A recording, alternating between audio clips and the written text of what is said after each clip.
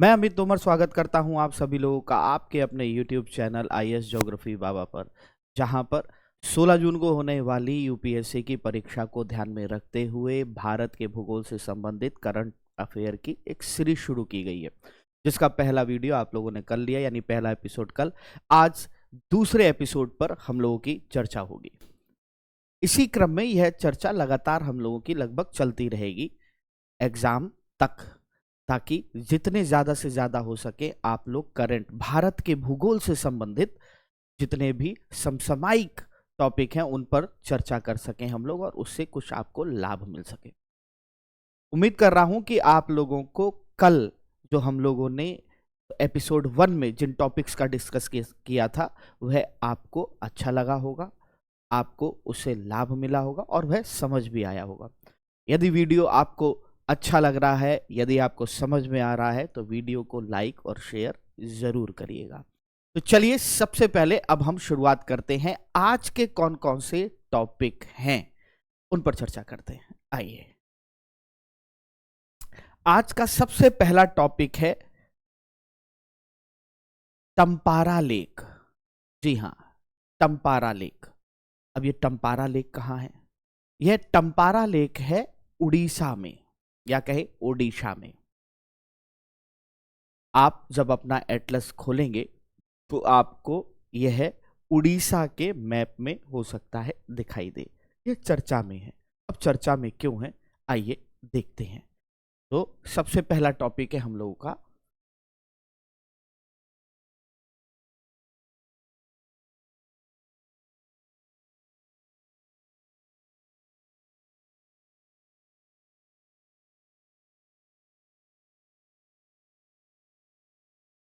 Tampara lake. Tampara झील। तो चलिए एटलस खोल के बैठिए आप लोग अपना, और देखिए कि क्यों है चर्चा में, किस लिए है चर्चा में। उड़ीसा का मानचित्र खोलिए।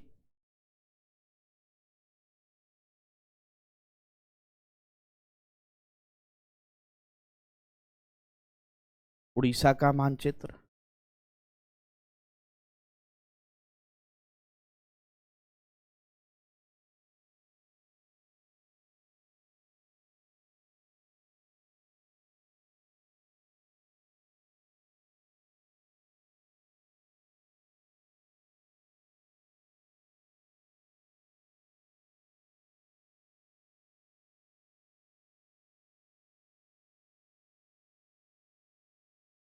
उड़ीसा का मैप देखिए। आप लोग जब उड़ीसा का मैप खोलेंगे तो आपको उड़ीसा का मैप कुछ इस तरीके से दिखाई देगा।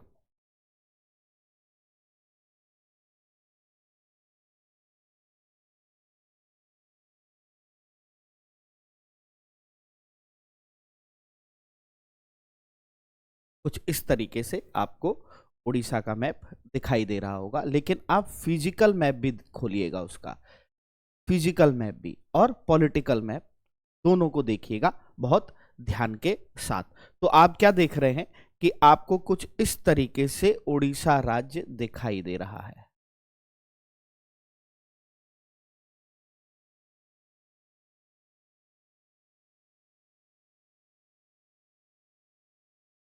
कुछ इस तरीके से उड़ीसा राज्य आपको दिखाई दे रहा है।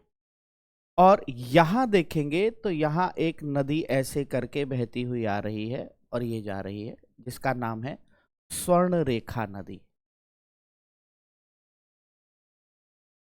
स्वर्ण रेखा नदी। फिर आप देखेंगे तो आपको दिखाई देगा एक नदी आपको ऐसे अपवहित होती हुई दिखाई देगी, जिसका नाम है वैतरणी नदी। वैतरणी नदी।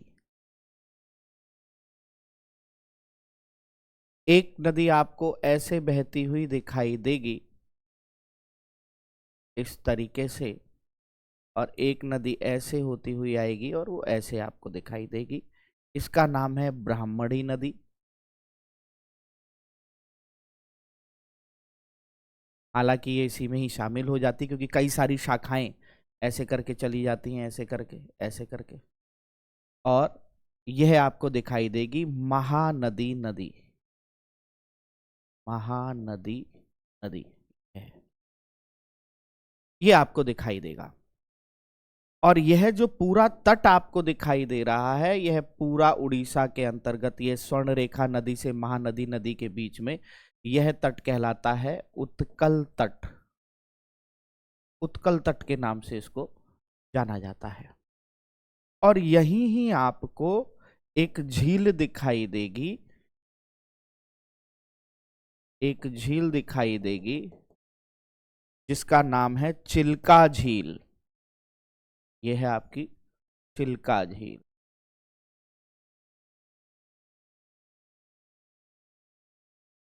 और इसी चिल्का झील के दक्षिण में आप देखेंगे गंजाम जिला है उड़ीसा का, वहीं ही आपको एक और झील दिखाई देगी, इसी का नाम है टम्पारा झील।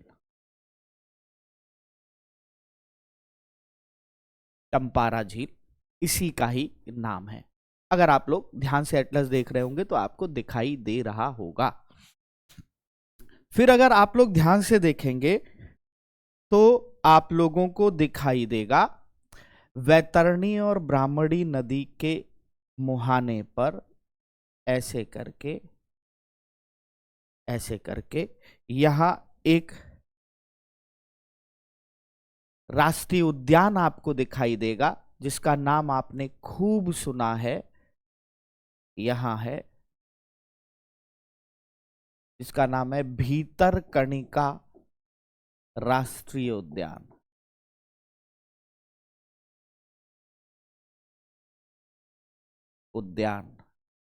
जो कि भारत में खारे पानी में पाए जाने वाले मगरमच्छों के लिए जाना जाता है।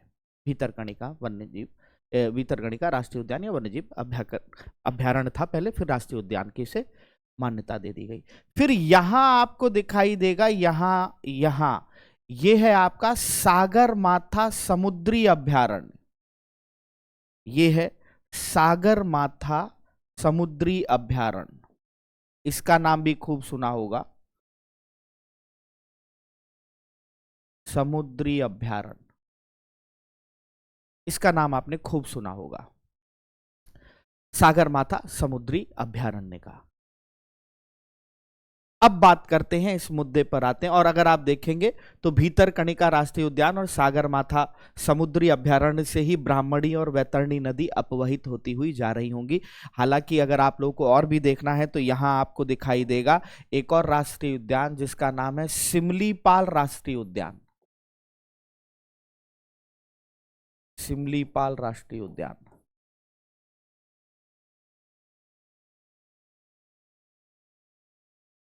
यह भी आपको दिखाई देगा। तो चलिए अब हम लोग इस पर बात करते हैं कि क्या है यह टम्पारा झील। हमारा चर्चा का विषय है ये तो आपसे पूछ सकता है लोकेशंस को लेकर, इससे संबंधित इन सारी बातों को लेकर आप लोगों से प्रश्न पूछ सकता है, इसलिए मैंने मैप पे ही आपको सारी चीजें बता दी कि क्या है। हाल ही में नेशनल ग्रीन ट्रिब्यूनल ने ओडिशा सरकार से कहा है कि ये जो टम्पारा झील के आसपास आप अवैध निर्माण करवा रहे हैं या अवैध निर्माण हो रहा है, इसको तत्काल प्रभाव से बंद करिए। चर्चा का विषय है ये, यानी इस झील के आसपास जो भी अवैध निर्माण चल रहा है उसको आप रोकिए, किसी भी कीमत पर यह निर्माण नहीं होना चाहिए। क्लियर यहां तक? एनजीटी ने कहा है, क्या कहा है मैंने आपको बताया कि एनजीटी ने बोला है,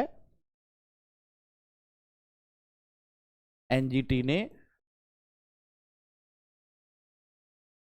ओडिशा सरकार को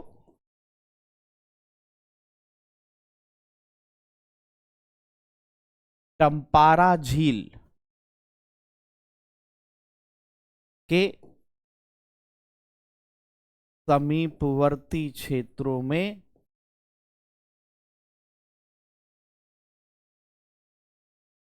हो रहे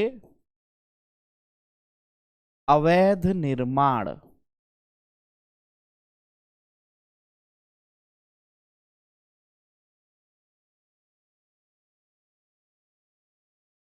को रोकने को कहा है।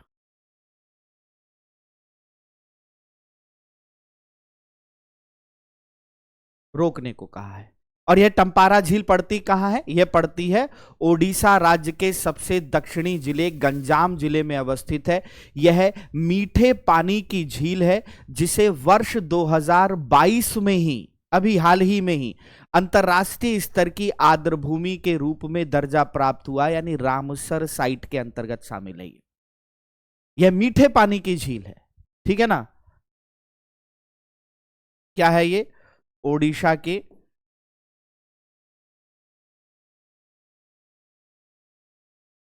गंजाम जिले में अवस्थित है।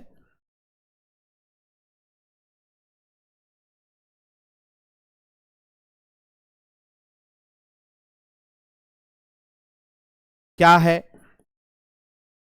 मीठे पानी की झील है।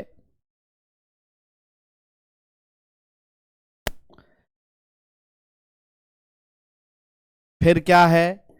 वर्ष 2022 में इसे रामसर आर्द्रभूमि सूची में शामिल किया गया है और यह एक अंतरराष्ट्रीय स्तर की आर्द्रभूमि बन गई है, ठीक है ना। वर्ष 2022 में इसे रामसर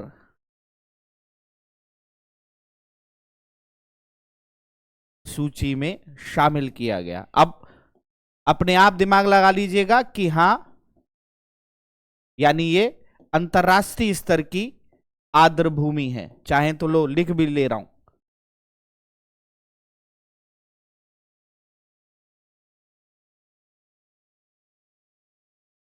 अंतरराष्ट्रीय स्तर की आर्द्रभूमि।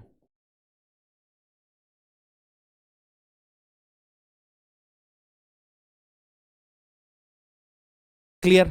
यहां तक किसी को कोई दिक्कत? अब जो बात आती है, सबसे इंपॉर्टेंट बात यह है कि यह जो झील है, वहीं ही आपको एक नदी दिखाई दे रही होगी, ऋषिकुल्य नदी। यह झील ऋषिकुल्य नदी से जुड़ी हुई है, जो कि बाढ़ नियंत्रण में सहायक की भूमिका निभाती है। यानी जब वर्षा में या चक्रवात कोई आता है, उससे होने वाली वर्षा से जब नदी का जल स्तर बढ़ जाता है, तो यह अतिरिक्त जल इसी झील में समा जाता है, इसीलिए मीठे पानी की झील के रूप में है, ठीक है ना। तो यानी कहा जाए कि यह नदी वर्तमान समय में कौन सी नदी से जुड़ी हुई है? ऋषिकुल्य नदी से।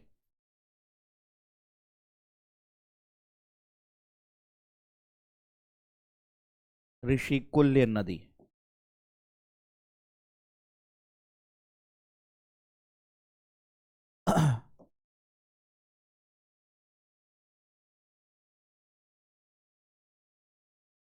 यह झील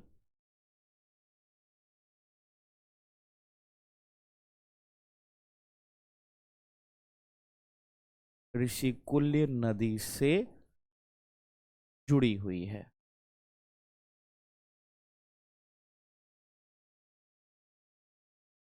जुड़ी हुई है।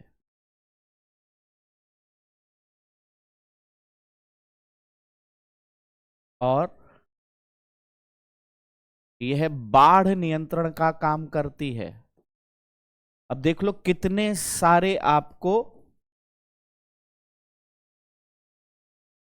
कार्य करती, कितना सारा आपको यहां से क्वेश्चन बनने की संभावना हो सकती है, यह आपको दिखाई दे रहा होगा।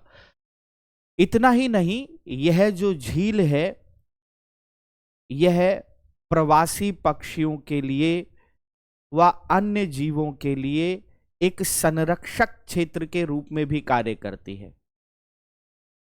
इस झील के माध्यम से पक्षियों की कम से कम 60 प्रजातियां, मछलियों की कम से कम 46 प्रजातियां, पादप प्लवक फाइटोप्लैंक्टन की कम से कम 48 प्रजातियां और स्थलीय पौधे और मैक्रोफाइट्स की 7 से अधिक प्रजातियों का संरक्षण इस झील के माध्यम से होता है।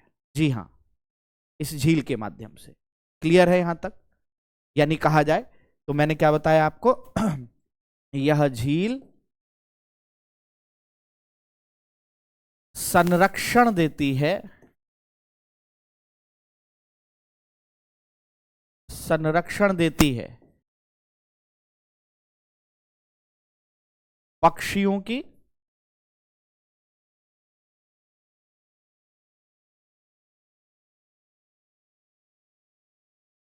लगभग 60 प्रजातियों को, मछलियों की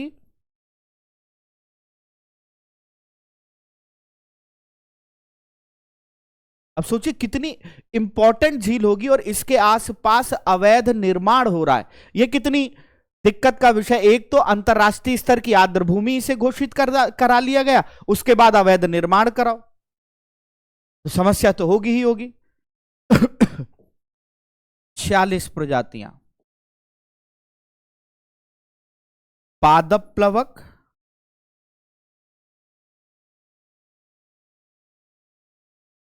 की कम से कम 48 प्रजातियां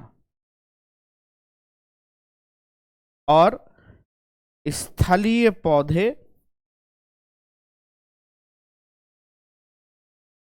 व मैक्रोफाइट्स, पढ़ा होगा आप लोगों ने एनवायरमेंट इकोलॉजी में, 7 से अधिक प्रजातियां।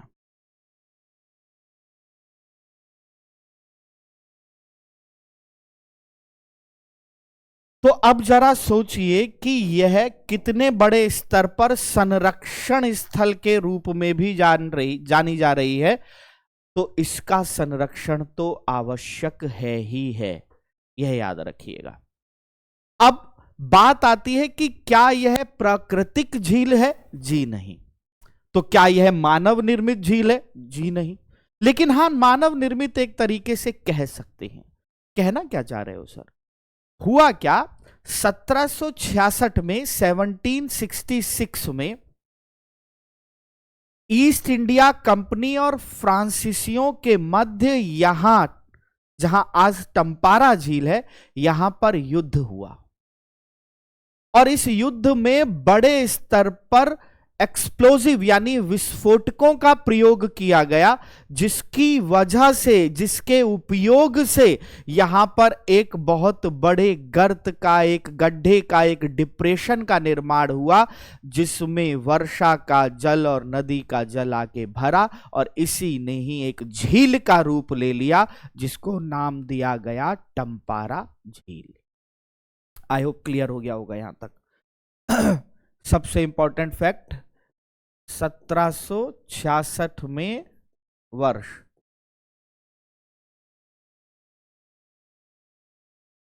ईस्ट इंडिया कंपनी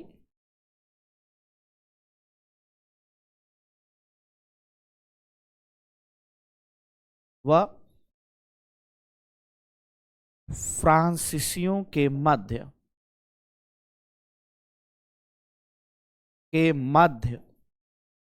हुए युद्ध में विस्फोटक के प्रयोग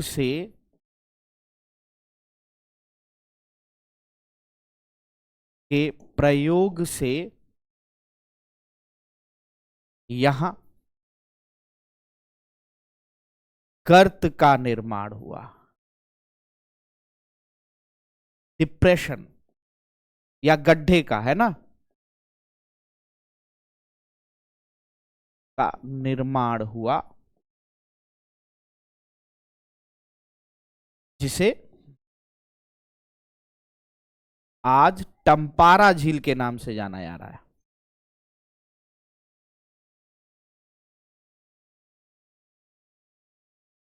टंपारा लेक के नाम से जाना जाता है।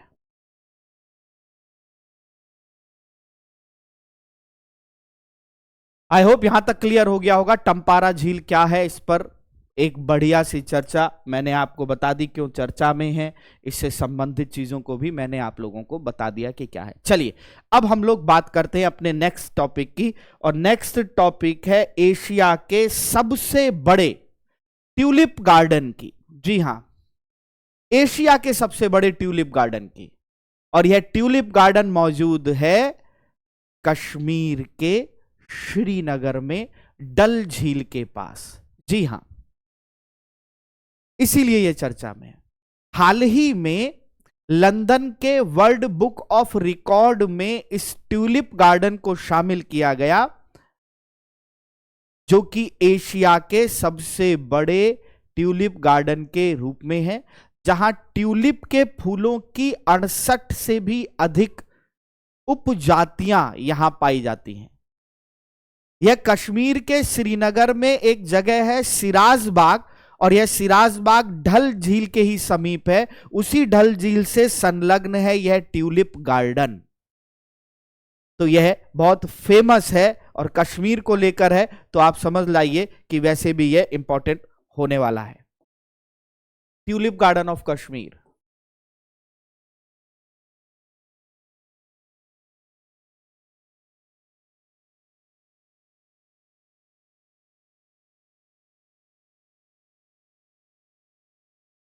आइए आपको एक बार दिखा भी देते हैं।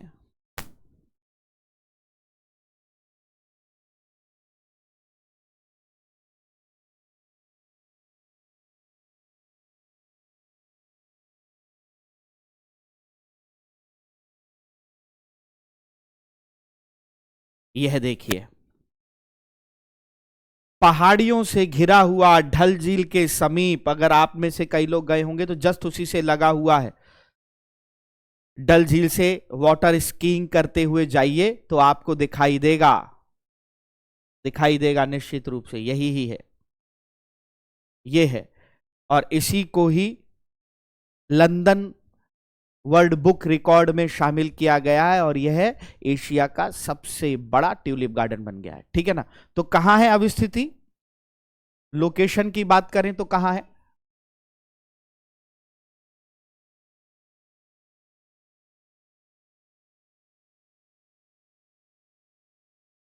इसकी अब स्थिति है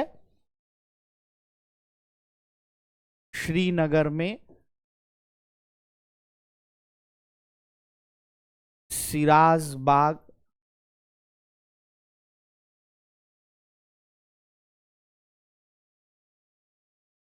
से,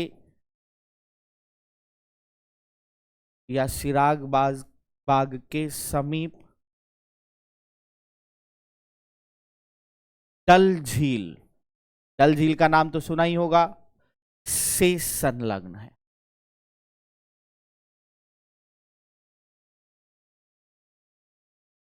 डल झील से संलग्न है। दूसरा अगर हम लोग बात करें तो मैंने आपको क्या बताया, चर्चा में क्यों है, क्योंकि लंदन की वर्ल्ड बुक ऑफ रिकॉर्ड में इसे शामिल किया गया है। चर्चा में क्यों है साहब?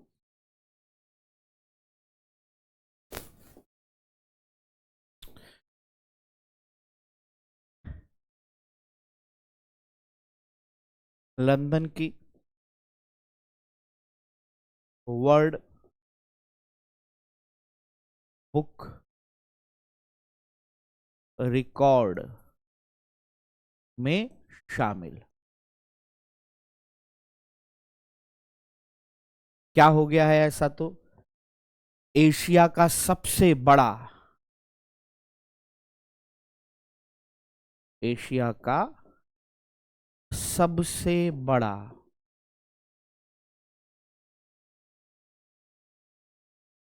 ट्यूलिप गार्डन का दर्जा मिला,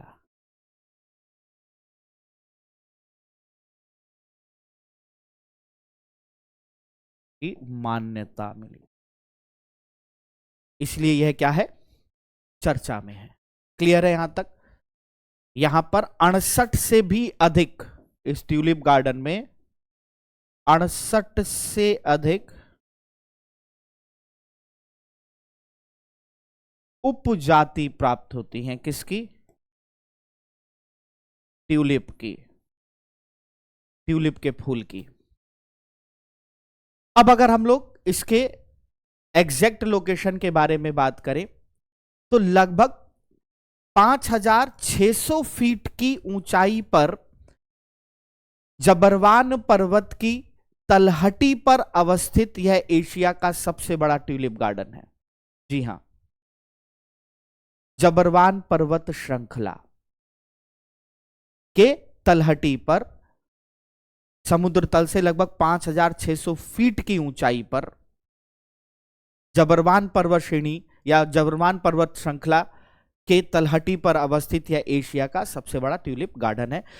और इस गार्डन का निर्माण जो किया गया था वर्ष 2007 में किया गया था। निर्माण कब हुआ इसका?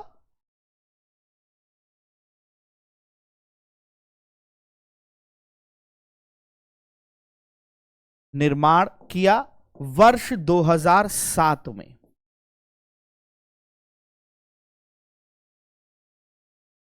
कश्मीर में फूलों की खेती और पर्यटन को बढ़ावा देने के उद्देश्य से किया गया। कश्मीर में फूलों की खेती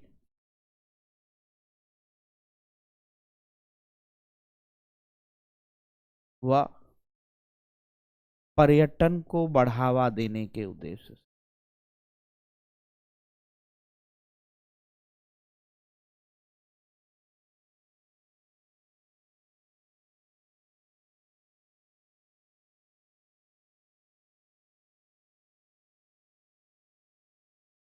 उद्देश्य से इसका निर्माण किया गया।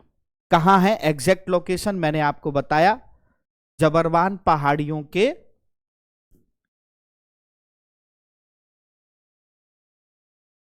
जबरवान पहाड़ियों की या पर्वत श्रृंखला की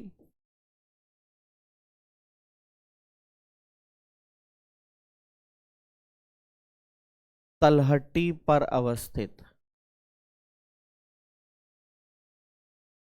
अब आपसे अगर क्वेश्चन बनाना होगा तो बहुत अच्छे से बना सकता है। ये जो जबरवान पर्वत श्रृंखला है यह पीर पंजाल और महान हिमालय या वृहद हिमालय के मध्य अवस्थित है। फिर से समझिएगा, जबरवान पर्वत श्रेणी कहां है? यह पीर पंजाल और वृहद हिमालय के मध्य अवस्थित है, जो कि कश्मीर घाटी के मध्य में है। इसकी सबसे ऊंची चोटी महादेव कहलाती है। अब कंफ्यूज मत हो जाइएगा, मध्य भारत की पर्वत श्रृंखला के अंतर्गत। इतना ही नहीं, इसी जबरवान पर्वत श्रृंखला पर शंकराचार्य मंदिर अवस्थित है, इसी के ही मध्य भाग में। और इसी मध्य भाग के उत्तरी ढलान पर शाहजहां द्वारा बनाए गए 3 मुगल उद्यान भी हैं, जिसका नाम भी सुना होगा आपने, चश्मा शाही, निशात बाग और शालीमार बाग। इस पर्वत श्रृंखला का सबसे मुख्य आकर्षण है दाची गाम राष्ट्रीय उद्यान, वो भी इसी जबरवान पर्वत श्रृंखला पर ही। अब सोचिए कितने सारे फैक्ट मिल गए आपको कि क्वेश्चन कैसे कैसे बना सकता है, यह आप समझ सकते हैं। जबरवान पर्वत श्रृंखला के ही बारे में मैंने आपको बता दिया कि क्या है। लो, क्यों इधर उधर भटकना।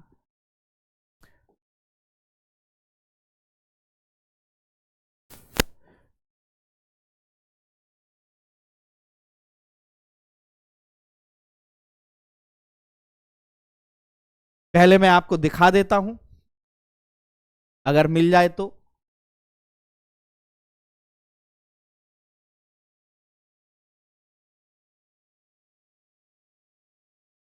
जबरवान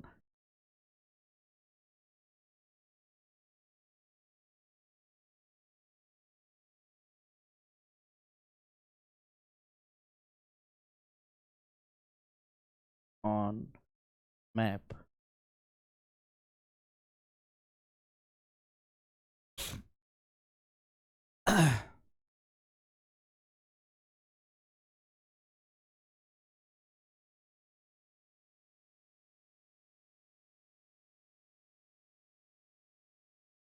कोशिश करते हैं। ये मिल जाए तो ज्यादा अच्छा है। ये देख रहे हो, ये है पीर पंजाल और ये है ग्रेट हिमालय, और यही है श्रीनगर, और यही है जबरवान पहाड़ियां या जबरवान पर्वत श्रृंखला।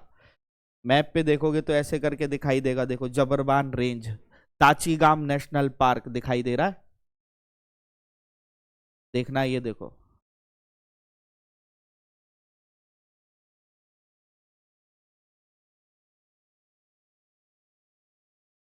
यहां आपको दिखाई देगा।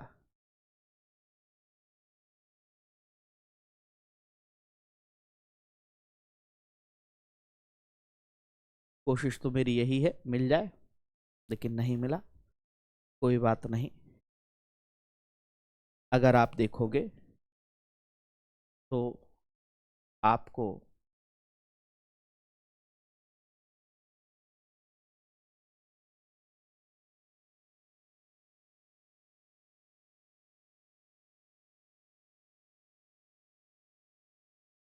इस तरीके से जम्मू कश्मीर दिखाई देगा, और आपको पीर पंजाल श्रेणी ऐसे दिखाई देगी, पीर पंजाल, और महान हिमालय आपको ऐसे दिखाई देगा, ग्रेट हिमालय।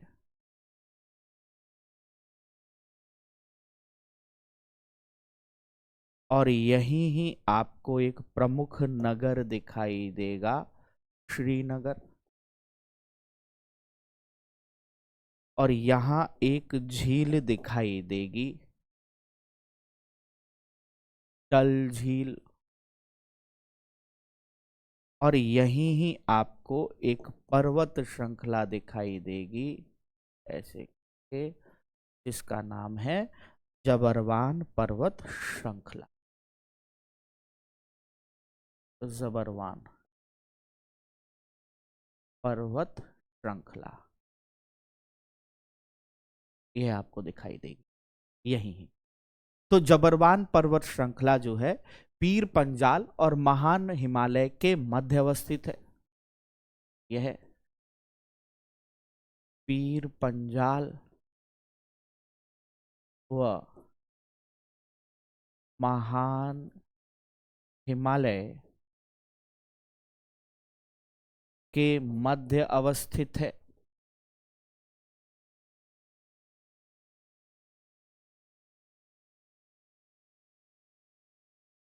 मध्य अवस्थित है। दूसरा, मैंने आपको बताया कि शंकराचार्य जो मंदिर है वह इसी पर्वत के मध्य भाग में अवस्थित है, और इसकी सबसे ऊंची चोटी महादेव है। इसकी सबसे ऊंची चोटी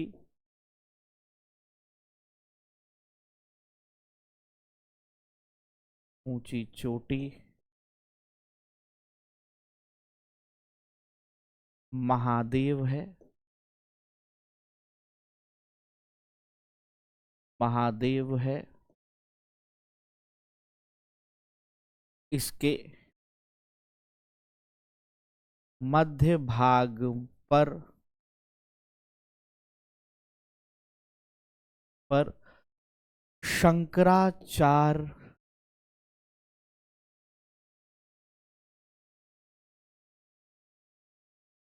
मंदिर है, और इसके इसके मध्य भाग के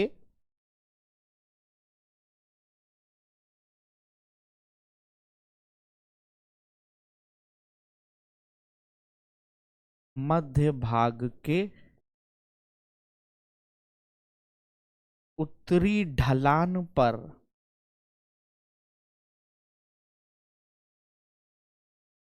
शाहजहां द्वारा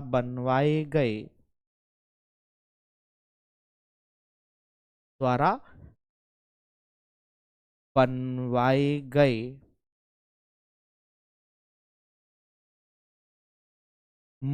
तीन मुगल उद्यान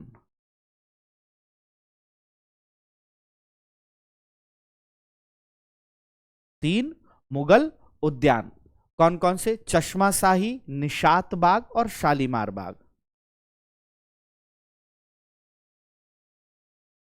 चश्मा शाही, निशात बाग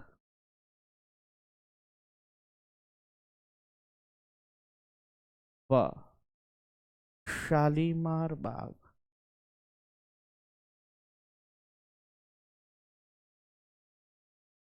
अवस्थित हैं।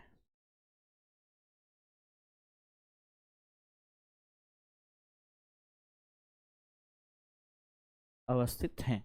तो अब आपको इस बात का अंदाजा लग गया होगा कि यह टॉपिक कितना इंपॉर्टेंट है, और इससे संबंधित मैंने सारे एस्पेक्ट को ले लिया, सारी चीजों को बता दिया, इसको मैप बनाकर मैंने आपको दर्शा भी दिया कि कहां कैसे और किस तरीके से यह मौजूद है, और आपको मैंने दिखा भी दिया, और इससे भी संबंधित चीजों पर बात हम लोगों ने कर ली। आई होप यहां तक की चीजें आपको समझ में आई होंगी। देखिए, मैं जानता हूं आप में से बहुत सारे लोग होंगे, जब रात के 9 बजे इस वीडियो को रिलीज किया जाता है, तब आप में से बहुत सारे लोगों का हो सकता है डाटा खत्म हो जाता है, या हो सकता है बहुत सारे लोगों को, अरे सर बता रहे हैं, इतना ज्यादा कौन बताता है, धीरे धीरे बता रहे हैं। तो कोई दिक्कत नहीं है, आप अपने वीडियो की स्पीड को बढ़ाकर 1.5 कर सकते हो, उस पर आराम से देखिए इस वीडियो को, कोई समस्या का विषय नहीं है। अगर आपको लगता है कि टॉपिक जो बताए जा रहे हैं वह परीक्षा की दृष्टि से सच में महत्वपूर्ण है, तो आपको अपना डाटा सेव करके रखना पड़ेगा। कुछ हम कर रहे हैं, कुछ आपको करना पड़ेगा, यह तय है, ठीक है ना। और सबसे इंपॉर्टेंट चीज मैंने बताई इस जबरवान पर्वत श्रेणी के बारे में कि इसी श्रृंखला का मुख्य आकर्षण केंद्र है दाचीगाम राष्ट्रीय उद्यान। देखो, अभी रह जाता,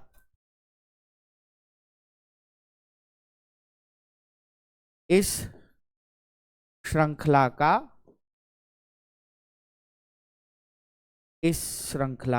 सबसे आकर्षण का केंद्र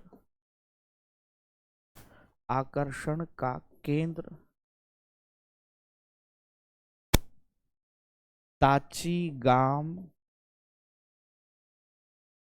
राष्ट्रीय उद्यान है।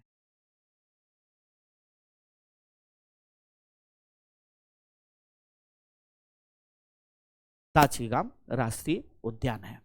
चलिए, यह भाग भी हमारा समाप्त हुआ। अब हम लोग एक और टॉपिक की तरफ बढ़ते हैं, एक नए टॉपिक की तरफ बढ़ करते हैं, और यह नया टॉपिक चर्चा में है इसलिए क्योंकि इसे आर्द्र भूमि के रूप में शामिल किया गया।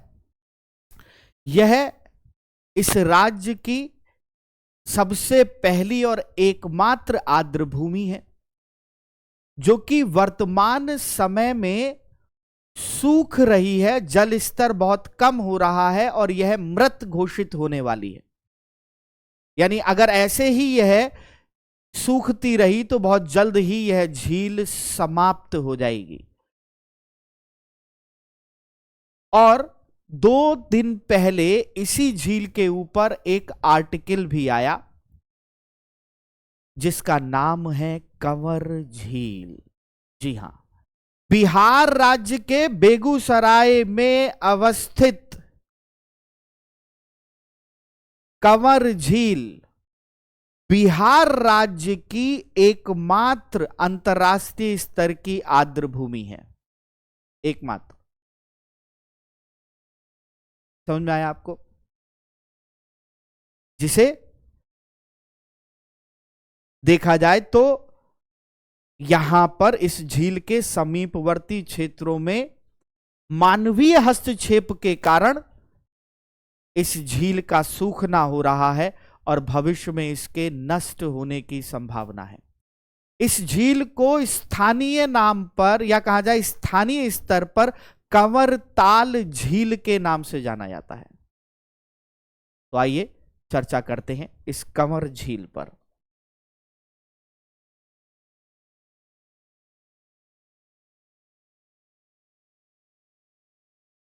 कंवर झील,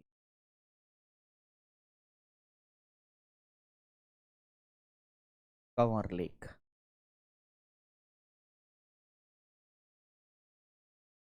अब स्थिति कहाँ है? तो लोकेशन मैंने आपको बताई,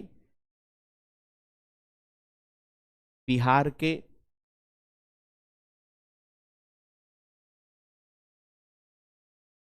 बेगूसराय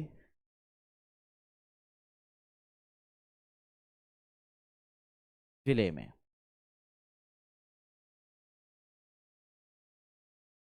चलिए जल्दी से आप लोग जब तक मैप पर जाइए, बिहार के बेगूसराय जिले में इसकी अब स्थिति है। चर्चा में क्यों है?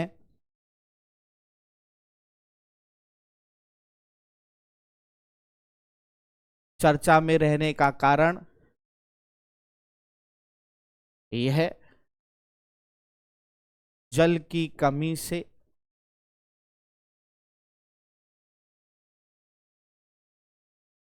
सूख रही है, सूख रही है। डाउन टू अर्थ पर 2 दिन पहले ही एक आर्टिकल आया है कि बिहार राज्य में चुनाव तो हुआ, लेकिन इस चुनाव में किसी भी राजनीतिक दल ने अपने मैनिफेस्टो में यह बात शामिल नहीं की कि राज्य की एकमात्र अंतर्राष्ट्रीय स्तर की झील का हम संरक्षण करेंगे। क्या चुनाव केवल सत्ता पर काबिज होने के लिए लड़े जा रहे हैं, कुर्सी पर बैठने के लिए लड़े जा रहे हैं? आपको जान के हैरानी होगी कि इस झील के सूखने की वजह से इस झील के आसपास में रहने वाले गांव के लगभग 20,000 निषाद समुदायों के लोगों की आजीविका पर असर पड़ा है, क्योंकि इन लोगों का रोजगार इन झीलों से मछलियों का उत्पादन या मछलियों के पकड़ने पर निर्भर था। अब जब यह झील ही सूख रही है तो उनकी आजीविका पर तो सीधा प्रहार होगा। अरे अगर वोट बैंक के नाम पर भी आप अगर इस समुदाय को ध्यान में रखकर इस झील के संरक्षण की बात कोई भी राजनीतिक पार्टी अगर मैनिफेस्टो में करती यहां की, तो निश्चित रूप से इस झील की काया पलट हो सकती थी, लेकिन ऐसा कुछ भी नहीं।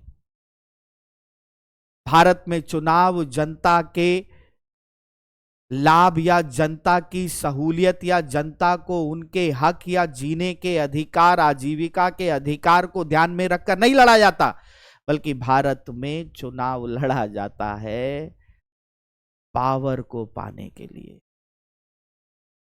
और यह एक सबसे बड़ी समस्या है। आप देखिए ना, चुनाव रैली में कितने सारे वीडियो चल रहे हैं, दिखाई दे रहे होंगे आपको, और हर एक राजनीतिक पार्टी का एक अलग अलग वीडियो आपको दिखाई देगा। कुछ ना कुछ ऐसा दिखाई देगा जिससे हम आप सभी लोगों को सोचने पर यह विवश कर देगा, क्या यह सच में समाज की भलाई के लिए सत्ता को पाना चाहते हैं या सिर्फ पावर के लिए? सोचने वाली चीज। बाकी आप जानिए भाई।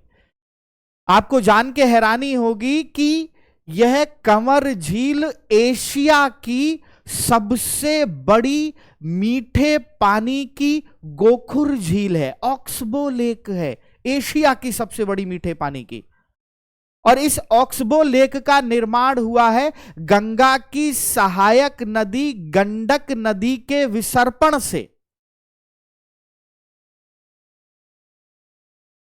सोचिए क्या है, क्या चल रहा है।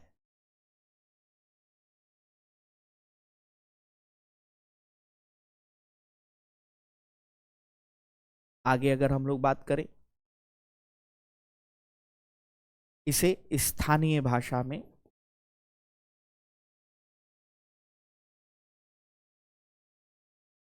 स्थानीय भाषा में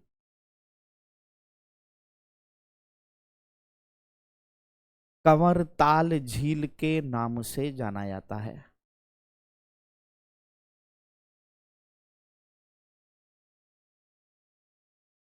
कंवरताल झील के नाम से जाना जाता है।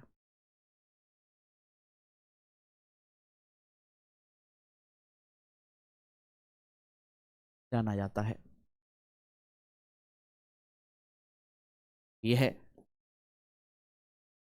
एशिया की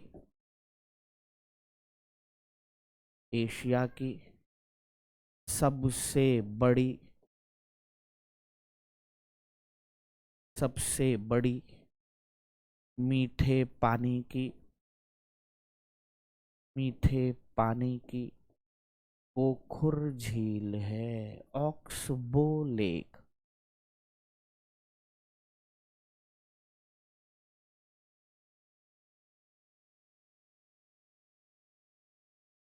ओखुर झील।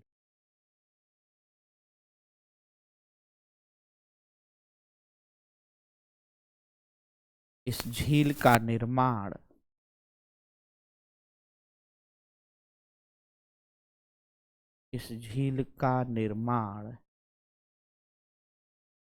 गंगा की सहायक नदी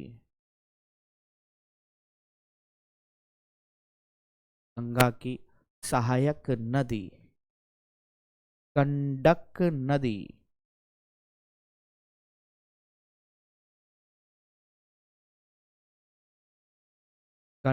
नदी के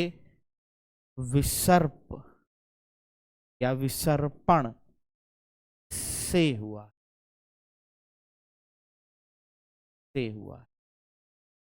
यह वर्ष 2020 में इसे रामसर सूची में शामिल किया गया और यह बिहार की पहली और एकमात्र अंतर्राष्ट्रीय स्तर की आर्द्रभूमि है। इसे वर्ष 2020 में रामसर सूची में शामिल किया गया है।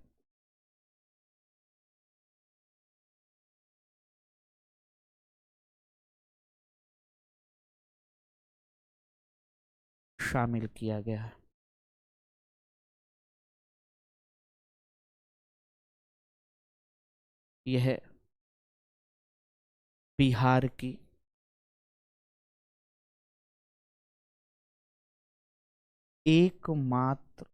सबसे पहली एवं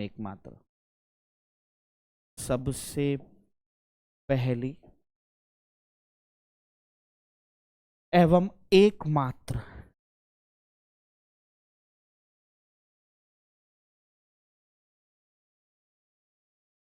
अंतर्राष्ट्रीय स्तर की आर्द्रभूमि है।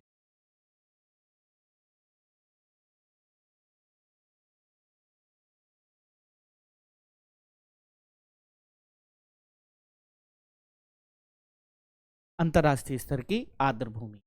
क्लियर है? अब इतना इंपॉर्टेंस क्यों है? एक्चुअली में है क्या कि यह जो झील है मध्य एशिया से, सेंट्रल एशिया से जब मौसम में या ऋतु में परिवर्तन होता है तो उस परिवर्तन में बहुत सारे प्रवासी पक्षी का आवागमन होता है और उन प्रवासी पक्षियों के मार्ग के एक स्टॉपेज के लिए, एक ठहराव के लिए, एक पड़ाव के लिए यह कंवर झील महत्वपूर्ण रोल अदा करती है। यह 58 से अधिक अप्रवासी पक्षियों को संरक्षण देने का काम करती है। क्या करती है? संरक्षण देने का काम करती है। आई होप यहां तक की बातें आप सभी लोगों को क्लियर होंगी और आपको यह समझ में आ रहा होगा कि भाई है क्या। तो सोचिए कि पारिस्थितिकी को लेकर, पर्यावरण को लेकर इस झील का कितना महत्वपूर्ण रोल है, यह आपको समझ में आ रहा होगा और समझना भी चाहिए। अगर वैसे देखें तो यह जो झील है, यह झील गंडक नदी और गंडक नदी के अलावा बिया नदी और केरी नदी के संगम या कहें करेह नदी के संगम पर अवस्थित है। इस झील के समक्ष प्रवासी पक्षियों का शिकार आर्द्रभूमि के समीपवर्ती क्षेत्रों में होने वाली कृषि गतिविधियां और आर्द्रभूमि प्रबंधन व संरक्षण से संबंधित सरकारी नीतियों के लचीलेपन की वजह से। 3 कारण बताए मैंने, 3 कारण। प्रवासी पक्षियों का शिकार, आर्द्रभूमि के समीपवर्ती क्षेत्रों में कृषि गतिविधियां और आर्द्रभूमि प्रबंधन एवं संरक्षण से संबंधित सरकारी नीतियों का लचीलापन, इन तीनों के कारण से ही यह अंतर्राष्ट्रीय स्तर की इस राज्य की एकमात्र झील सूख रही है। इसके सूखने से ही इसके आसपास में रहने वाले लगभग 20,000 निषाद समुदाय के लोगों की आजीविका पर खतरा हो गया है। अब बात आती है कि क्या सच में बिहार में आर्द्र भूमियों की कमी है? ऐसा नहीं है, क्योंकि इसरो ने एक डाटा रिलीज किया है। इसरो ने कहा है बिहार के कुल क्षेत्रफल के 4.4% भाग पर आर्द्र भूमियों की उपस्थिति है, या कहें 4.4% कुल बिहार के भौगोलिक क्षेत्रफल का आर्द्र भूमि का एक बड़ा क्षेत्र रखता है। लेकिन आर्द्र भूमि की क्षमता, इतनी क्षमता होने के बावजूद भी बिहार में भारत के कुल 80 अंतर्राष्ट्रीय स्तर की आर्द्र भूमियों में से केवल एक ही मान्यता प्राप्त रामसर स्थल है, वो है कंवर झील। ये सारे पॉइंट हैं, ये सारे इंपॉर्टेंट चीज है। इसरो ने आंकड़ा दिया है, ठीक है ना। इसरो ने क्या कहा है? इसरो ने कहा है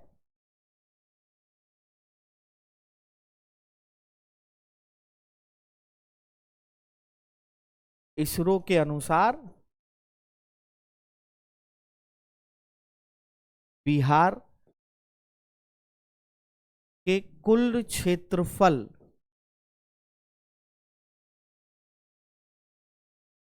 के 4.4% भाग पर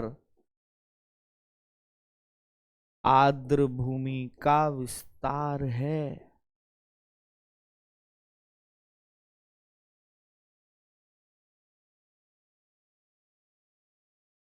लेकिन है कितने शामिल? एक।